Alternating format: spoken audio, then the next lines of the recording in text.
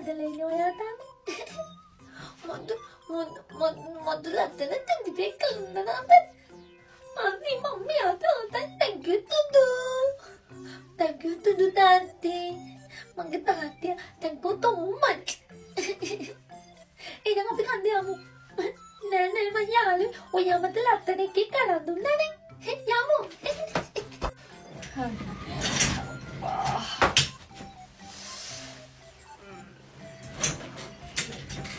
ඔන්නේ ලස්සන තෙතිබේ කනේ. පිසුදෝයි ඇයි ඒක ඇදගත්තේ?